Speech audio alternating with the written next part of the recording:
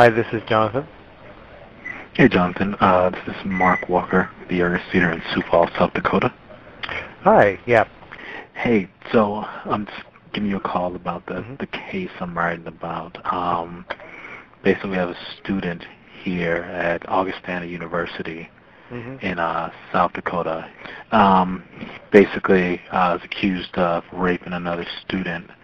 Um, basically, after he was accused, he was suspended from school, and they started the Title IX process. He asked the university if they could, stay the process until after his criminal proceedings are over with, because he believes it's a very one-sided process that doesn't allow him to present a defense. hmm So even if he's not convicted of these charges or they're later dropped, that wouldn't help him if they just went ahead with the process now.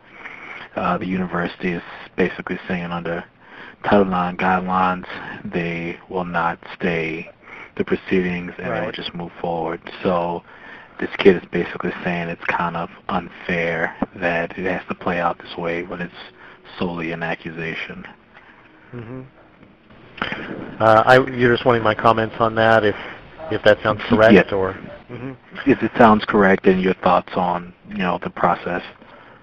Yeah. So I mean, that sounds like how it would normally play out under the guidance that the Department of Education's Office on Civil Rights issued in April of 2011, what some refer to as the Dear Colleague letter.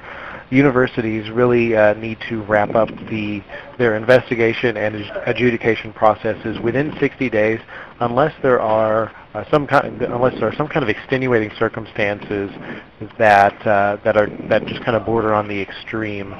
And in this case, that doesn't look like anything that would look like extenuating circumstances. I mean, I would think that many students would, if they could, when there was a parallel, those kind of parallel accusations making their way through the university and through the courts, many would try to seek that kind of stay in the process.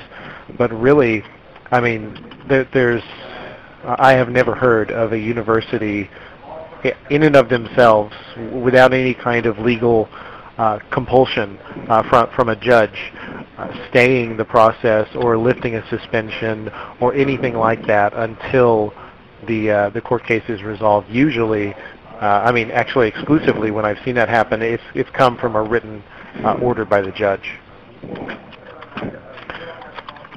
Okay. And as far as whether or not, I mean, as far as the student's concerns about the lower standards of evidence, and in the process, he may feel that the university system lacks due process.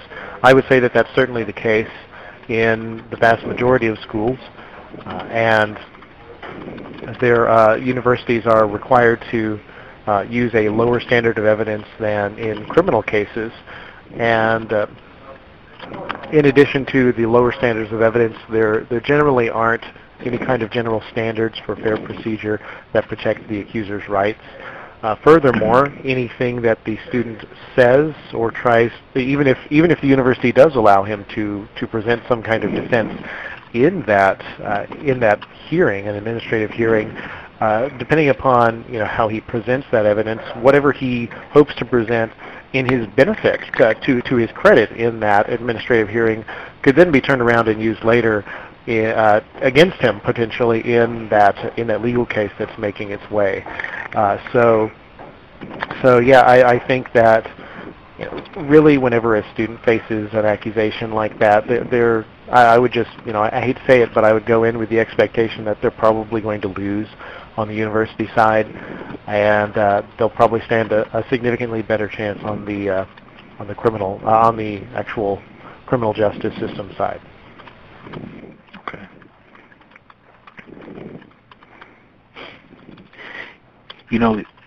Are there lawsuits like this being filed across the nation from students regarding this process? Yeah, I'm currently tracking about 89 of them. I have about 5 other cases that I need to add into. Have you seen my database that I maintain on the website? I have not. Okay, so I can pull up my browser right now and. Yeah, so I'm going to email you the link right now. Okay. And it's a So, database of, 89 cases. I'm going to be updating it some more this week. I won't be able to get around to it tonight, though. okay. And there are quite a few legal files there that you can also download as well. And I hope to be revamping this database within the next 3 months or so, so it'll track even more data and have automated reports that it'll send out and be much more sophisticated.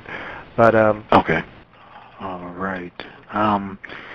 One of the director of public safety at the university says that, maybe there's an argument for the time frame in which the universities do their process in the legal system. Is there an argument for maybe a discussion about the time frame and how quickly the university does theirs? usually, the university tends to move fairly quickly because they want to get it wrapped up. They want to show that they're doing their due diligence.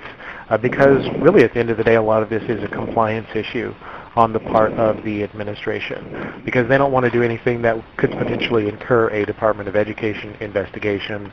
They don't want to do anything that could incur a lawsuit by the student who is the accuser, and they know that is where the momentum right now and where the legal precedents tend to have their weight thrown behind. So they kind of tend to fall in line with that. Really, the time frame that the university is required to abide by is radically different than the time frame that the criminal justice system is required to abide by, and even not even considering what is required. I mean, it's just normal that the university will have a very different time frame. So universities, like I said, they're required to wrap it up in 60 days, but sometimes they can fly by in a matter of just a few weeks where they wrap it up. And the Voice for Male Students, can I get a little information on the organization so I can put it into our readers so they'll know what kind of organization this is? Yeah, so in general, the website advocates educational equity for men and boys. And really at the end of the day, we're just trying to raise awareness of their issues, create some resources for various advocacy groups to carry out their work. One of those is the lawsuits database. Okay. And it was begun on August 20th of 2013 by me. I'm a former instructor at Texas A&M University, and I just saw a need and started it up. All right. All right.